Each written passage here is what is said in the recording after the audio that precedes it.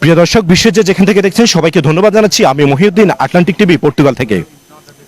প্রিয় দর্শক, আজ একটি গুরুত্বপূর্ণ বিষয় নিয়ে আপনাদের মাঝে হাজির হয়েছি। বিষয়টা আসলে পর্তুগালে যারা বসবাস করেন তাদের জন্য খুবই গুরুত্বপূর্ণ। প্রিয় দর্শক, আপনারা তো জানেন ইতিমধ্যে পর্তুগালে বিপুল সংখ্যক বাংলাদেশিদের বসবাস। বাংলাদেশিরা নয়, পর্তুগালে বিপুল সংখ্যক অভিবাসী, বিভিন্ন দেশে অভিবাসীদেরও বসবাস। শুধু রাজধানী লিসবন নয়, অন্যান্য যে সিটিগুলো আছে সেগুলোতেও প্রচুর সংখ্যক বাংলাদেশি সহ বিভিন্ন দেশের অভিবাসীদের বসবাস। আর বর্তমানে এই অভিবাসীরা পর্তুগালের কিছু উগ্রবাদীদের দ্বারা হামলার শিকার হচ্ছেন। পর্তুগালে কেনই বা হঠাৎ করে উগ্রবাদীদের হামলার শিকার হচ্ছেন পর্তুগাল সহ বিভিন্ন দেশীয় অভিবাসীরা? এই বিষয়ে কথা বলার জন্য আমি আজকে আমন্ত্রণ জানিয়েছি আমাদের পর্তুগাল বাংলাদেশ কমিউনিটির বিশিষ্ট কমিউনিটি ব্যক্তিত্ব এবং পর্তুগালের মূলধারার রাজনীতির সাথে যিনি জড়িত, বাংলাদেশ কমিউনিটি সহ পর্তুগালের পর্তুগিজদের কাছে সবচেয়ে জনপ্রিয় একজন ব্যক্তি রানা তসলিমউদ্দিন ভাই। আমি রানা তসলিমউদ্দিন ভাইয়ের কাছে আজকের এই বিষয়টা একটু জানার চেষ্টা করব। রানা ভাই, আপনাকে ধন্যবাদ আজকে আমাদের আটলান্টিকতে আসার জন্য। অনেক অনেক ধন্যবাদ আপনাদেরকেও।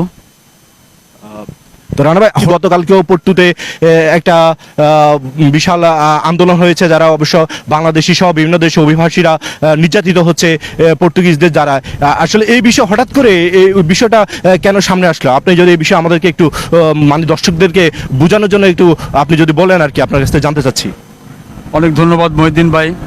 বিশেষ করে এই যে বিদেশিদের হটাও এবং ইসলাম হটাও ইউরোপ থেকে, এটা দীর্ঘ 7-8 বছর থেকে খুব বেশি আকারে ধারণ করেছে পুরা ইউরোপে।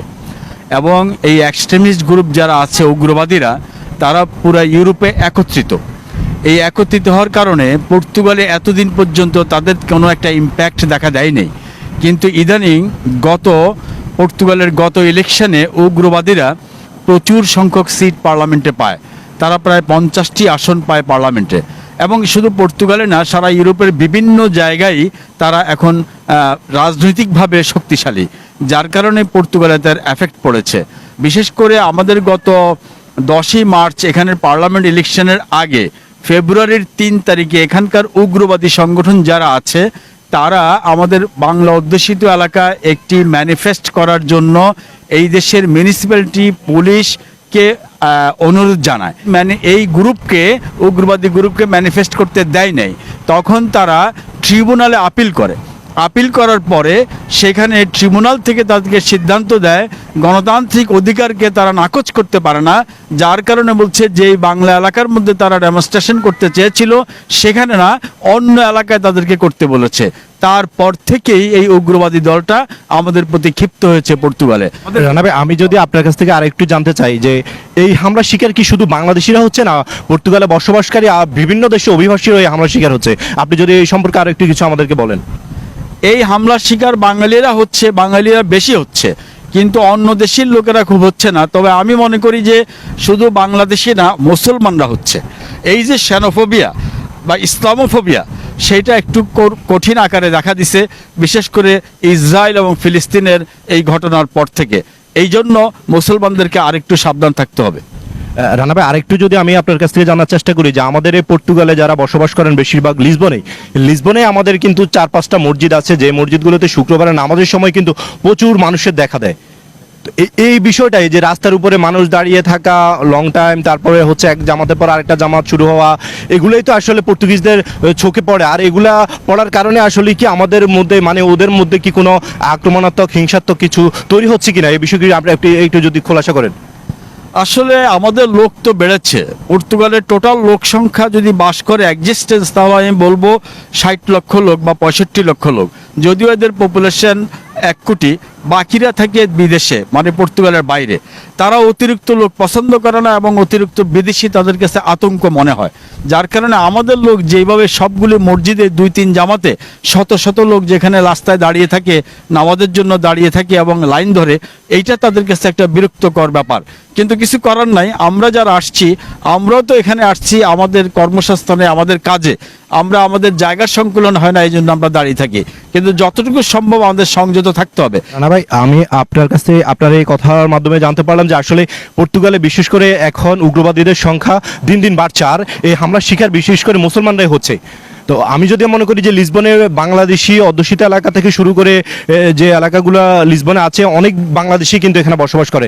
বিশেষ করে রাত 10টা-11টার পরে কিন্তু অনেক বাংলাদেশিদেরকে রাস্তায় দেখা যায়।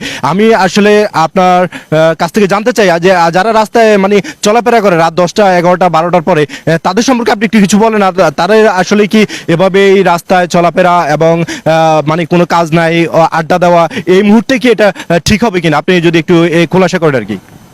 ধন্যবাদ মহিউদ্দিন ভাই। আসলে আমি কদিন আগেও বলেছি যে অযথা আমাদের লোক বেনফরমোজে আসার দরকার নাই। কারণ কেউ যদি এক কাপ চা খেতে হয়, সে ঘরে এক কাপ চা বানিয়ে খেতে পারে, কোনো সমস্যা হয় না। তারপরও যদি বানাতে না চায়, তাহলে বেনফরমোজে এসে এক কাপ চা খেয়ে যেন ঝটপট চলে যায়। কারণ এই যে বেনফরমোজে রাস্তার মধ্যে দাঁড়িয়ে দাঁড়িয়ে তারা যে বিভিন্ন ধরনের গল্প করে, ঘন্টার পর ঘন্টা তারা ওখানে দাঁড়িয়ে থাকে, এটার কোনো মানে হয় না। কারণ আমি দেখি না যে এখানে কোনো পর্তুগিজ এইভাবে রাস্তায় দাঁড়িয়ে চা খায়, কোনো জায়গায় আপনি পাবেন না। আমাদের এখানে রাত্রে 12টায় গেলেও আমি আমাদের লোকজনকে দেখতে পাই।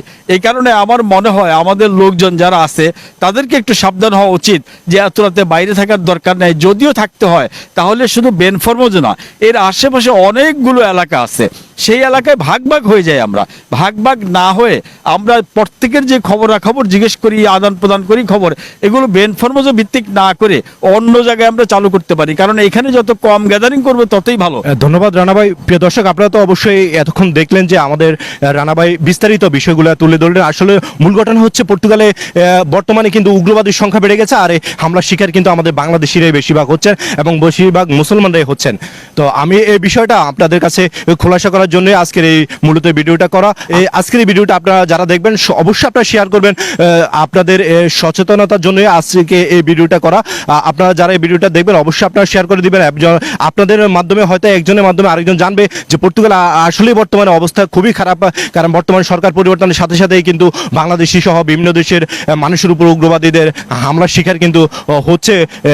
আমি আশা করব যে আপনারা যারা অযথায় রাস্তায় ঘোরাফেরা করেন এবং মাতৃমণিজ এলাকায় রাতে 10টা-11টার পরে ঘোরাফেরা করেন, আপনারা অবশ্যই আপনাদের সেফ জোনে থাকবেন। আর যারা রাতে 12টা-1টার পরে জব থেকে বের হন, আপনারা অবশ্যই মেট্রো থেকে বের হয়ে সোজা বাসায় চলে আসবেন। এটা আপনাদের প্রতি আমার অনুরোধ থাকলো। ধন্যবাদ রানা ভাই, আপনি আজকে আমাদেরকে আমাদের আটলান্টিক টিভি সময় দেওয়ার জন্য। আপনাদেরকে অনেক অনেক ধন্যবাদ, দর্শকদেরকে অনেক ধন্যবাদ। বিশেষ করে পর্তুগালের সমস্ত মানুষের প্রতি কৃতজ্ঞতা, যাতে করে তারা এই নিয়মগুলো মানে চলে। ধন্যবাদ।